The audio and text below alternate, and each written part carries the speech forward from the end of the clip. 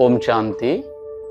मेरा नाम सोनू गुप्ता है और आज मैं ये वीडियो क्यों आपके सामने लेके आया हूँ, मैं इसके बारे में थोड़ा बताना चाहता हूँ। मैं जब देखता हूँ कि जगह-जगह पर, बहुत सारी जगहों पर, हमारे ऑफिस में, हमारी सोसाइटी में, हमारे आसपास के लोगों में कुछ भ्रांतियाँ उत्पन्न हो रही हैं, कुछ बातें उत्पन्न होती हैं जो हम लोग सुनते रहते हैं अकस्मात। वो लोग कहते हैं कि ब्रह्मा कुमारी संस्था से अगर आप जुड़ जाते हो तो आप पारिवारिक बंधन से मुक्त होना चाहते हो। आपके परिवार के बीच में दरारें शुरू हो जाती हैं, आपके बीच में कलेश बढ़ जाते हैं, गृह क्लेश होते रहते हैं, पारिवारिक शांति मिट जाती है।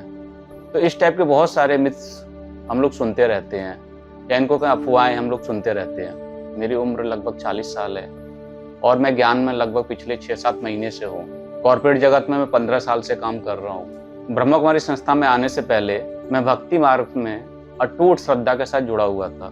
भक्ति मार्ग से अगर हम थोड़ा सा अलग हटते हैं और अपने आप को जानने की कोशिश करें या हम उस परमात्मा को जानने की कोशिश करें तो इसका कोई सटीक आंसर हमें नहीं मिलता है। अगर मैं आपसे सिंपल सी भाषा में पूछूं, मैं कौन हूं, इसका कोई सिंपल जवाब मुझे मिल जाए तो बड़ा टफ हो जाता है। हम सिंपल की खोज में निकले, मिलता टफ है। और अगर मैं बात करूं कि भगवान कौन है, जिसको ना मैंने देखा है ना आपने देखा है, अब हर कोई अपने अपने हिसाब से, अपने अपने धर्म के अनुसार, अपनी अपनी आस्था के अनुसार, अपनी धारणा के अनुसार उसको फॉलो करता है, उसको मानता है। तो मेरा क्वेश्चन यहाँ पे आया कि भगवान है कौन। ये क्वेश्चन मेरे दिमाग में बहुत बार आया। मैं ये सोचता है मैं जिनकी पूजा कर रहा हूँ यही भगवान है, यही सब कुछ देने वाला है। अब देखिए हम लोग, जैसे मैं हिंदू धर्म से जुड़ा हूँ तो मैं कहता हूँ हमारे दिमाग में देवी देवताओं की मूर्तियाँ आ जाती हैं, जैसे कि दुर्गा, सरस्वती, गणेश, विष्णु, ब्रह्मा। लेकिन क्या एक्चुअल में हमने उन्हें देखा है? मैं उस पर क्वेश्चन नहीं कर रहा हूँ कि ये है या नहीं है। मेरा क्वेश्चन है ये हमने क्या देखा है, क्या हमने इनको वास्तव में अनुभूति ली है इनकी। अब मैं दूसरे धर्म से भी अगर इस चीज को जोड़ूं, मुस्लिम धर्म में कहते हैं कि वो एक नूर है, क्रिश्चियन धर्म में कहते हैं कि वो एक लाइट है, सिख धर्म में कहते हैं कि वो एक परमात्मा एक है सबके ये कॉन्सेप्ट सेम। मेरे मन में एक ही एक क्वेश्चन दिमाग में घूमता रहता था कि है भगवान कौन, मैं कैसे उनको पा सकता हूँ, वो शक्ति है क्या। तो मैं जितनी भी एक कह सकते हैं कि धर्म गुरुज हो गए या जितनी भी जहाँ पे संगठन होते हैं उन समय में मैं जाता था, भजन कीर्तन में पूरा ध्यान रहता था। अगर आप बात करें धाम की तो कई सारे धाम मैंने अभी कंप्लीट किए। 4 धामों में से कल केदारनाथ, बद्रीनाथ, रामेश्वरम, मीनाक्षी टेम्पल, साईं मंदिर, सिद्धि विनायक, महाकाल, वैष्णो देवी, वृंदावन, बहुत सारी जगहों पे मैं घूमता रहा और मैं भटकता रहा एक इस खोज में कि शायद इस भगवान से छोड़ के मैं शायद उसमें जुड़ जाऊं, वहां से मुझे आंसर मिल जाए, वहां से जुड़ के यहाँ मिलूँ, आंसर मिल जाए। तो वो आंसर मिल नहीं रहा था।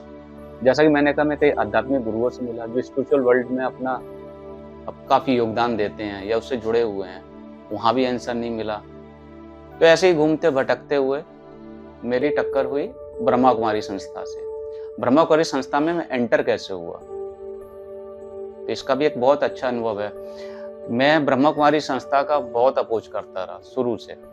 मेरे परिवार में मेरी धर्म पत्नी ब्रह्मा कुमारी संस्था से पिछले 3 सालों से जुड़ी हुई है और मुझे भी लगता था कि जैसे बाकी सारे आश्रम होते हैं, बाकी जैसी संस्थाएं होती हैं जो हम लोग टीवी में आजकल की न्यूज़ सुनते हैं, यह भी ऐसा ही होगा, सब ये ऐसे ही होंगे, एक ठग विद्या टाइप की होगी ये कोई भी संस्था। तो ये मैंने इनको अपोज करा। लेकिन हाँ, एक चीज़ अच्छी थी, मैं शिवानी दीदी को सुनता था। शिवानी दीदी की जो बातें थी वो कैसे कह सकते हैं कि जो हमारे पर्सनल या रेगुलर डेली वाली लाइफ से जुड़ी हुई है। फिर एक समय आया कि मेरी धर्म पत्नी ने कहा कि चलो बुलावा है, इस बार हमें मधुबन चलना है। इन्होंने ट्राई बहुत किया, लास्ट 3 साल से मेरे पीछे पड़ी कि नहीं हमें मधुबन जाना है, और मैं टालता रहा। मैं नहीं, अभी मन नहीं है, अभी देखेंगे। जबकि मैं कई सारे धार्मिक जगहों पे घूम रहा हूँ लेकिन मधुबन नहीं जा रहा। अब ये कह लीजिए बाबा का बुलावा कह लीजिए या एक डेस्टिनी लिखी होती है वो शुरू हो गई। अब देखते जाइए कैसे सीक्वेंस और डॉट्स जुड़ते जाते हैं इसमें, ज्ञान में आने में, ज्ञान में जुड़ने में। जैसे अब मैं बोल चुका हूँ, मैं कॉर्पोरेट लाइफ से जुड़ा हुआ हूँ और कॉर्पोरेट लाइफ में मैं सेल्स वाले डिपार्टमेंट में हूँ। सेल्स ऐसी एक डिपार्टमेंट होता है जो कंटिन्यू भाग दौड़ की जीवन है। जहाँ पे आपको सुकून नहीं है। डेली आपको वही सेल्स के टारगेट्स, लोगों को मिलना, उनके डिमांड्स को कंप्लीट करना, डील्स को क्लोज करना, चैनल पार्टनर्स को मिलना, बॉस लोग को जवाब देना, नीचे टीम्स को मैनेज करना, ये सारी भागदौड़ लगी रहती है। तो इन्हीं भागदौड़ में मैंने थोड़ा सा 7 डेज का टाइम निकाला। ट्रेन में बैठा, एज यूजुअल कॉल बजने लगे। शनिवार का दिन था, 3 बज रहे होंगे, कॉल बजता है, एक डील पे डिस्कशन शुरू होता है। और जनरली सैटरडे हमारा ऑफिस बंद रहता है। फिर भी जिस डिपार्टमेंट से मुझे कनेक्शन करना था वहाँ कनेक्शन हुआ, सब कुछ हुआ, डील उसी टाइम क्लोज हुई। और ये कह लीजिए कि जो मेरा 7 डेज का एक टारगेट होता है मंथ के टारगेट में, लगभग उतना उसी दिन विदिन 2 आवर वो डील क्लोज हो गई। तो पहला इंडिकेशन ये हो गया कि अगर तुम मेरे यहाँ आ रहे हो तो अपनी सारी चिंताएं फिक्र छोड़ के आओ। तुम्हारे 7 दिन का काम मैंने पूरा कर दिया है। बट मैं उस इंडिकेशन को समझा नहीं। जैसे ही मैं आबू की पवित्र भूमि पर उतरा और शांतिवन जाना हुआ, देखिए अब मैं यहाँ पे कह रहा हूँ, मधुबन आने से पहले भी ये बहुत लोगों का एक ड्रीम होता है कि हमें बाबा के घर जाने का मौका कब मिलेगा, कैसे पहुँचेंगे। तो ये ऊपर वाले का एक संदेश है, बुलावा, कि जो मैं भटक रहा था तो उन्होंने मुझे अपने चक्र व्यू में कैसे लिया कि तुम्हें कैसे जाना है, कहाँ पहुँचना और कैसे होगा। तो हम आगे जब आबू की भूमि पर उतरे तो मैंने, ये काफ़ी बड़ी संस्था है ये तो, और ये कितनी बड़ी संस्था चल कैसे रही है। बहुत सारे अनगिनत क्वेश्चन दिमाग में घूमने शुरू हो गए उसी टाइम पे। फिर थोड़ा सा मैं ध्यान लगाने के लिए बाबा के कमरे में गया, तो वहाँ मैंने देखा सब लोग बैठे हैं और बस एक ही टक एक चीज को निहार रहे हैं। भाई क्या देख रहे हैं, इसमें मिल क्या रहा है इन्हें, कुछ भी नहीं है। मेरा ध्यान नहीं लगा, मैं 5-10 मिनट बैठा, उठ के वहाँ से आ गया। 1-2 घंटे विश्राम किया और शाम का समय आ गया। तो धर्मपत्नी बोली चलो नुमा शाम में बैठते हैं। मैं चलो ये भी देख लेते हैं। अब यहाँ पे कहानी बिल्कुल ट्विस्ट मोड़ पे आती है। लगभग 6:45-7 बजे का टाइम था। बैठा वहाँ पे और मेरी नज़र एक टक से ब्रह्मा बाबा पे टिकी रही, और ब्रह्मा बाबा के फेस से जो तेज निकल रहा था, जो कहते हैं एक चमकती ही हुई एक लौ, और उसमें से नूर टपक रहा था। ऐसा लग रहा था कि बाबा मुझे ही कह रहे हो, बच्चे तुमने आने में इतनी देरी क्यों की। और मैं कंटिन्यू कम से कम मैंने 20-25 मिनट बाबा को देखता रहा, और स्वतः मेरी आंखों से अश्रुधारा बहने लगी। ऐसे लग रहा हो कि उधर बाबा का नूर टपक रहा है और वो मेरी आंखों से आंसू के रूप में निकल रहा है। मैं कंटिन्यू एक टक वहां पे देखता रहा, रोता रहा। बगल में बच्चा बैठा था। बच्चे ने कहा, डैडी आप क्यों रो रहे हो। मैंने कंट्रोल करने की पूरी कोशिश की। मैंने यही कहा, कुछ नहीं, मैं ऐसे ही थोड़ा सा ना, मैं एक टक देख रहा था, शायद इसलिए आंखों में ना पानी आ गया होगा। वो एक पहली फीलिंग थी वहां पे।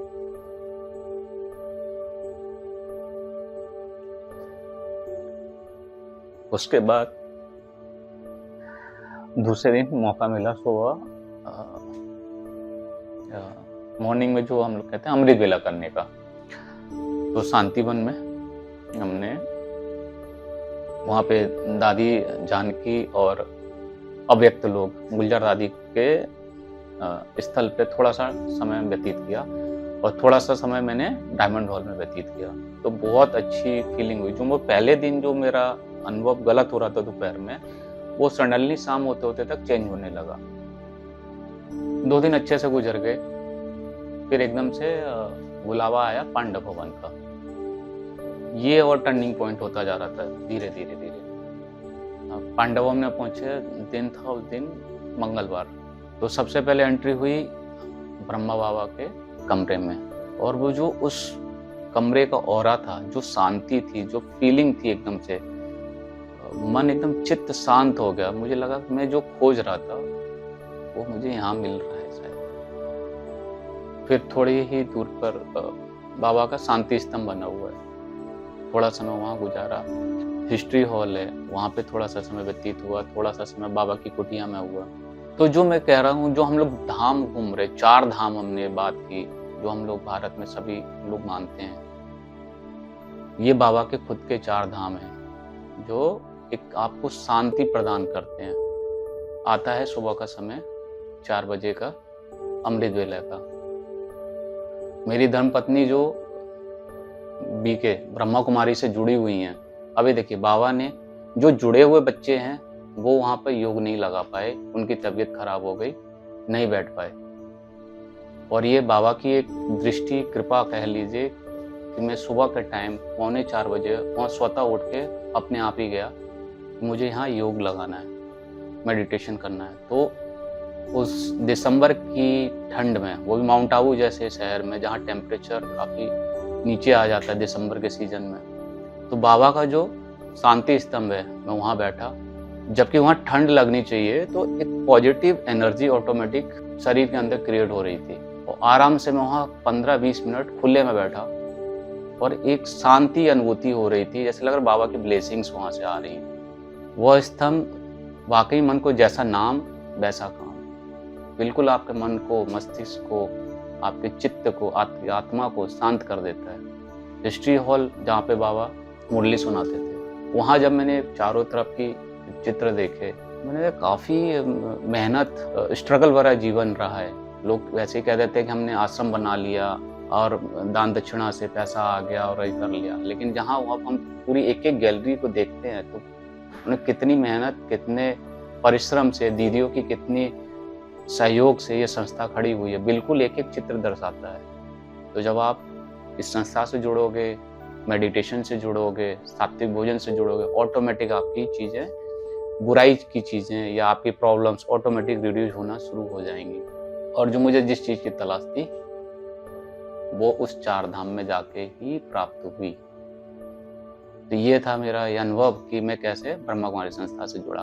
अब बातें आती हैं कि जो लोगों ने मिथ्स या जो कह लिए भ्रांतियाँ मार्केट में क्रिएट कर रखी हैं, तो कहते हैं ना, जब कोई बड़ा होता जाता है तो ऑटोमेटिक 4-5 गलत चीज़ें बोलने वाले भी पीछे से खड़े हो जाते हैं। आज ये संस्था विश्व के 140 देशों में फैली हुई है और लाखों छात्र, भाई बहनें, दीदी, माता बहनें सब इससे जुड़े हुए हैं। तो अगर ये संस्था कुछ गलत होती, पहली बात तो लोग इससे जुड़ते नहीं। हमारे देश की राष्ट्रपति महोदया श्रीमती द्रौपदी मुर्मू जी भी इस संस्था से जुड़ी हुई हैं विगत 12 सालों से। अगर हम बात करें हमारे माननीय प्रधानमंत्री श्री नरेंद्र मोदी जी की, तो वो भी इस संस्था के माध्यम से कई सारी परियोजनाएं शुरू कर चुके हैं, जैसे कि जल संरक्षण अभियान रिसेंट में ही उन्होंने शुरू किया, और अभी भारत का नशा मुक्ति अभियान भी ब्रह्मा कुमारी संस्था के द्वारा शुरू किया गया है। तो ये तो होगी सरकार की बात है कि सरकार भी, भारत की सरकार भी उनके साथ जुड़ी हुई है।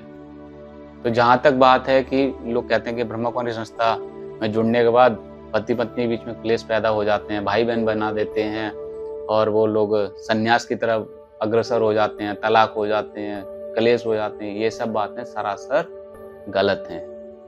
100% नहीं, 200% ये गलत हैं। मेरी धर्मपत्नी ज्ञान में पिछले 3 साल से जुड़ी हुई हैं और हमारी शादी को 12 साल हो चुके हैं। मेरा बेटा 11 साल का है।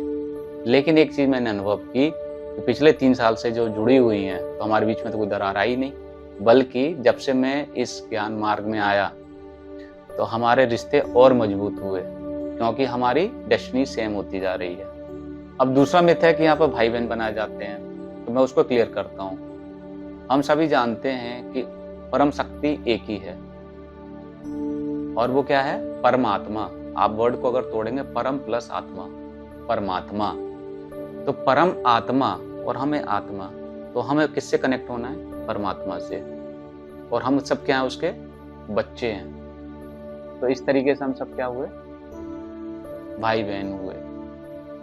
शारीरिक रूप से नहीं, आत्मीय रूप से।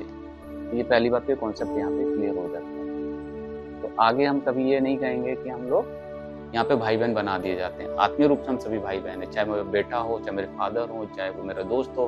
हम आत्मीय रूप से भाई बहन हैं। अब हम बात करते हैं मूर्ति पूजा की। कहते हैं ब्रह्मा कुमारी वाले मूर्ति पूजा का खंडन करते हैं। पहले तो हम समझते हैं कि मूर्ति है क्या? देवता है। जो देता है वही देवता है। हम जिससे मांगते हैं वो देवता है। लेकिन वो देवता, वो भी तो किसी शक्ति से जुड़े हुए हैं, और वो शक्ति का नाम है परमात्मा। इन शक्तियों को हमने अपने हिसाब से इनको एक शारीरिक रूप दिया हुआ है, उनकी परिकल्पना कह लीजिए की है। आप सिंपल से क्वेश्चन मेरे दिमाग में अभी आया, जब प्रेस नहीं थी, जब कुछ छपता ही नहीं था, कुछ भी नहीं छपता था, तब हम कैसे पूजा करते थे? आपने गीता पढ़ी होगी, महाभारत भी पढ़ी होगी, रामायण पढ़ी होगी। मैं रामायण में ही आता हूँ। भगवान राम किसकी पूजा कर रहे हैं रामायण में?